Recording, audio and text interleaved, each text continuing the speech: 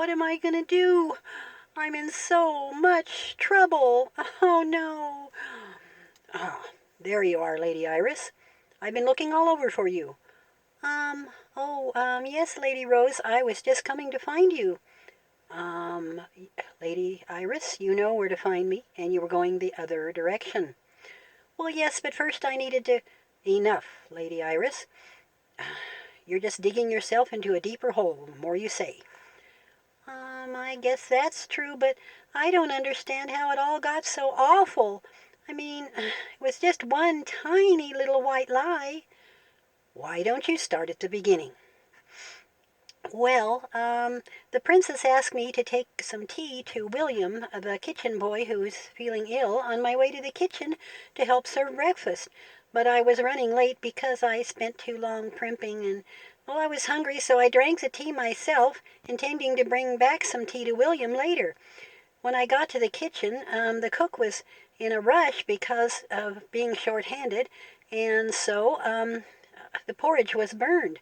I said I was late because of taking the tea to William, and so she forgave me. And then we had to serve the tarts that had been baked for dinner, and cook asked me to stay after breakfast to help with the cakes to replace the tarts. But I had to get that tea to William before anyone found out what I'd done, so I told her I couldn't because the princess needed to help to prepare for the lessons with the queen. When I got to William's, he had already found out what I'd done, and his nurse was very, very angry with me. She had already reported me to the queen, so I told her I didn't know the tea was for William, and that I hadn't known he was sick.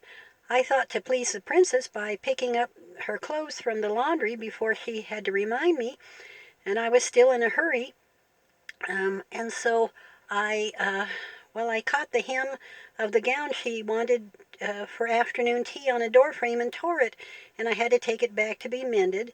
And then I told the seamstress that one of the princess's pet dogs had torn it, and she was very angry and informed me that the dogs were all out in the kennels being fed at that time of day. By now everyone in the castle knows what I've done, and they'll all hate me.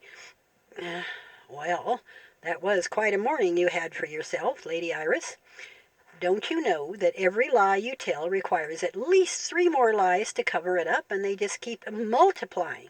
Then you have to remember all of those lies that you told so that you don't trip yourself up. Lying is just not a good idea. Oh, I found that out, but it was just one tiny little white lie. Oh, no. There is no such thing as a little white lie. A lie is a lie, and God hates all lies. He does, doesn't he? The book of Psalms has many references to it. Chapter 5, verse 6 says that God destroys those who tell lies. And in Proverbs 6, lying is listed among the 7 sins that God hates the most. Jeremiah talks about how lying becomes easier and easier the more you do it. And John chapter 8, verse 44 calls Satan the father of lies. It's one of his best tricks, getting you to lie. Colossians contains commands us not to lie to each other, and Corinthians says to rejoice in truth. Oh, Lady Rose, I really blew it today. If I'd have done the right thing to begin with, this wouldn't have all happened. What am I to do now? Well, I don't know. At least no serious harm was done to anyone else. I think first you must go to your chamber and pray, confessing what you've done to God and asking his forgiveness. Stay there, and when the Queen and Princess Lily break from their lessons, I will ask the Queen for an audience for you so that you can apologize. I cannot predict what the Queen will say to you. Will she send me home? I do not know what she will do. You just do as I say, and we'll see what happens. Yes, ma'am.